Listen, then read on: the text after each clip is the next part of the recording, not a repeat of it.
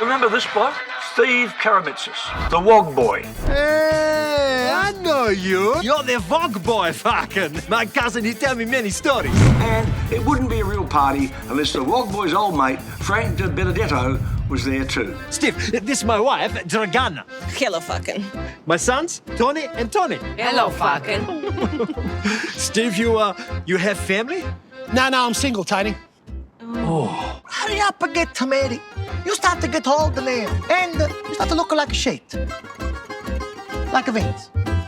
I hate you. Look at yourself. You used to be Steve Karamitsis, the OG. Now you're just a sad and lonely WOG. You know, jumped in my cab today. Hey, Cleo. She dumped you after a week, didn't she? Yeah, but you know what she said? You know, you actually deserve longer than a week. No, she was coming on to you. Really? Yes, dickhead.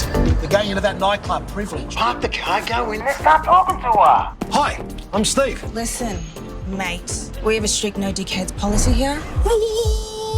Don't look at me like that, mate. No, you're getting me upset now. Just a chop on your neck, dead. 20 years ago, you destroyed her political career, and we're going to destroy you and everything you love. And go and get the old Steve back. That Steve is long gone, mate. You know what they say, mate. You can teach an old wog new tricks. Born to be alive.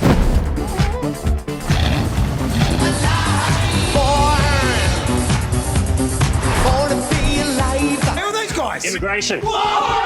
Steve, it's a say we're going to do steak out. Steak? I love a steak.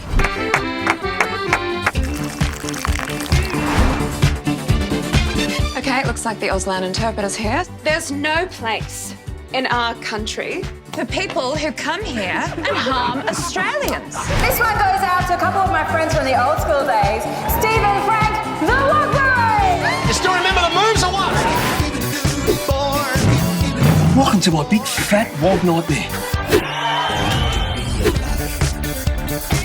Look at my lemon trees. He's come big and strong because I piss on top every day. Hey, put your dick inside your pants. Come inside.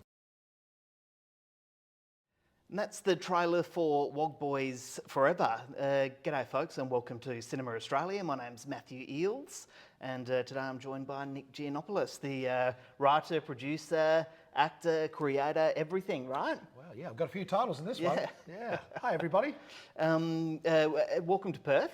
Thank you very much. How's the reception been here? Do you frequent Perth often? Have you been here before? Yes, I've been coming to Perth since 1989 with my live shows, and I probably get over here every 2-3 years or so. Yeah. So, yeah, the fans are incredibly loyal here, and they've been great supporters of mine. Probably outside of Melbourne and Sydney, Perth's probably my third biggest audience. Really? Oh, there you go, folks. Isn't that That's amazing? good to know, yeah. Congratulations on this film. What is it about this character, Steve, that keeps you coming back? Oh, it's the fans, Matthew. It's not me, it's the fans. The fans just, after the last one, I'd go out and just, oh, mate, everybody, oh, when are you going to do another one? When are you going to do? I think I literally did this one just so they could leave me alone. Really? I mean, oh, mate, they're very passionate. I mean, I have people coming up to me and quoting the first film line for line. I mean, it's extraordinary. Yeah. Just line for line. And they'll just kind of, I mean, I probably wouldn't have seen the film for a few years. They're reminding me things I've forgotten about. I go, wow. So it just reminds you of the enormous impact film can have. Is it easy to write a character like Steve? Is there a lot of you in Steve? Yeah, look, there's bits and pieces of me. There's bits and pieces of people I grew up with, people I've come to know. If you get to know me, you'll see the differences between me and Steve. Steve's a really nice guy. He's a movie guy, you know. He's a movie hero. Whereas my flaws are really open and obvious and haven't been worked on yet. But of course, the wonderful thing about movies is, as the writer, the whole purpose of the creation of the hero is all about the hero needing to learn from his mistakes in order to not only progress the story, but also to progress the arcs, the character arcs. So it's wonderful to do that because it's completely opposite to real life. Yes. And of course, life is structured in 3 acts, and movies are. And I love the discipline of that. And over the years, I've got to enjoy writing a lot more, and I've also got to enjoy producing a lot more. Very hard at the beginning with Wog Boy. It was my first film. but geez, you'd learn quick. It's like being thrown in the deep end of the pool. Yeah. And it's, having done TV now on stage, there's something very different about film. It's like, I feel there's a longevity to film that very few other mediums have. That's true, yeah. These things last forever. They do. I mean, Jerry Lewis is famous for saying a good negative lasts forever. But they're not negatives anymore. No. So, yeah. I mean, it's all digital. I mean, when I finished this movie, they brought me a memory stick. There you Here's go. your movie. I was Yeah, like, watch it. wow. But the Wog Boy and my other movies, I've got in storage. I've got canisters of the negs. Oh, fantastic. Yeah. Wonderful. And there was something about just picking up the canisters and putting them. But now you just get the memory stick. Yeah, and that's it. It's extraordinary. Big change. You spoke about writing there. Yes. Can you tell us a bit about the differences of writing a comedy in 2022 compared to writing a comedy in the year 2000? I mean, comedy is much more socially and culturally aware now. Is there much of a difference? Look, I like to think my stuff was always socially and culturally aware because it had to do with my community. Yeah. So I've always been very upfront and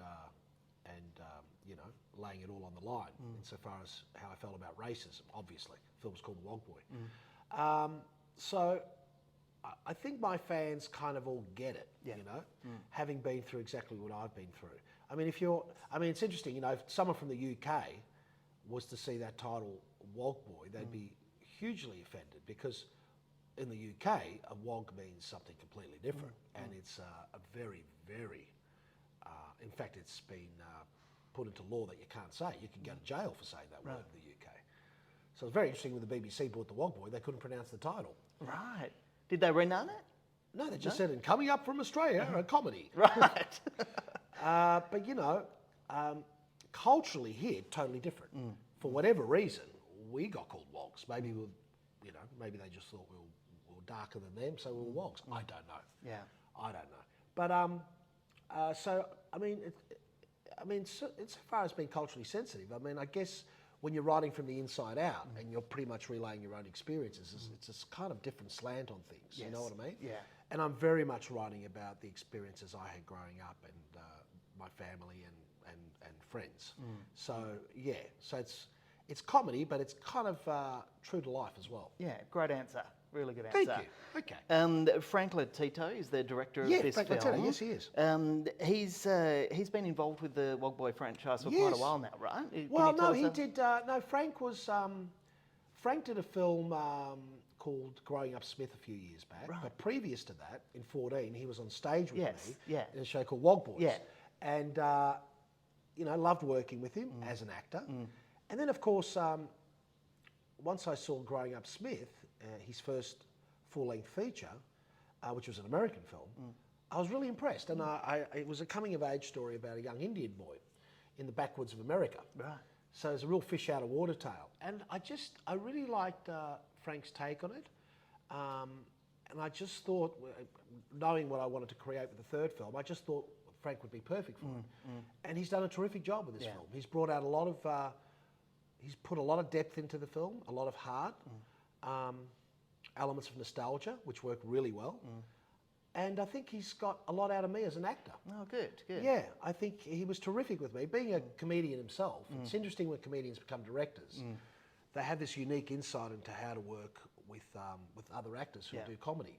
And that certainly was the case with Frank. Oh, brilliant. Yeah, so, and all the actors felt the same. And I think he's managed to extract some terrific performances from everyone. I mean, Vince and Sushi Mango and Sarah, the beautiful Sarah Roberts, and some wonderful people, who I think are going to do great things in the future. Annabelle Marshall-Roth, Anthony J. Sharp. One of the best things about this film is all the new talent it introduces. Yeah, certainly keep an eye out for these wonderful actors. Group of talent. Yeah. You mentioned Vince there. Does it take much convincing for him to come back to another Wog Boy film? No. Vince, we love working together, Vince and I. We're very close friends. We both graduated from the Victorian College of the Arts, so we have that link. Yes. And the other wonderful thing is Costa D'Angelo, who's in this film, another up-and-comer, has just graduated from the Victorian College of the Arts. Right. So there's a bit of a triumvirate going on, you know? And and when I auditioned Costa. You know, Frank and I were both blown away by his audition. And then I said, "Oh, where have you studied?" He said, "Yeah, I'm at the VCA, like you were." Wow. And I went, "Yeah," because I was the first Greek male to graduate from the VCA. Right. And Vince would have been one of the first males from Italian background. Yeah.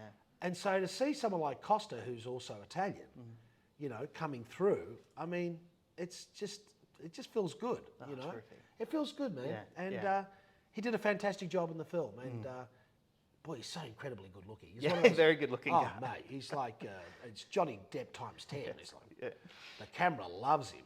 So, but, you know, he's a great kid, and it was wonderful to give a young actor like that opportunity. That's the best part about this job. Yes. Yeah. It really is. Terrific. It really is. I ask a few producers this question, and I get mixed answers. I don't know how honest producers are with me when I do ask it. Yeah. But I found that a lot of productions are seeking out social media talent now to perform in their films, and you guys have Sushi Mango here. Yeah. I know that you've known Sushi Mango for quite a while, but was that one of the reasons that you wanted to have them in the film? No, I found the boys on.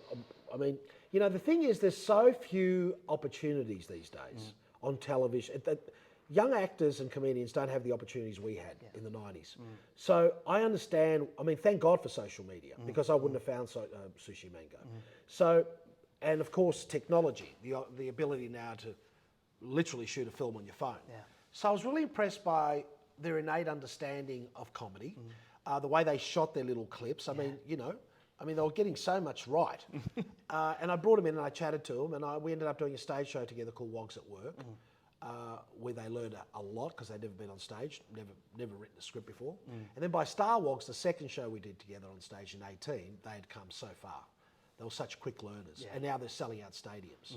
So social media, the positive thing about social media is it does give, whether it's a Sushi Mango or a Super Wog or any number of Australian comedians, it's given them an opportunity to be seen. Yeah. And, you know, it's become a breeding ground. Yeah.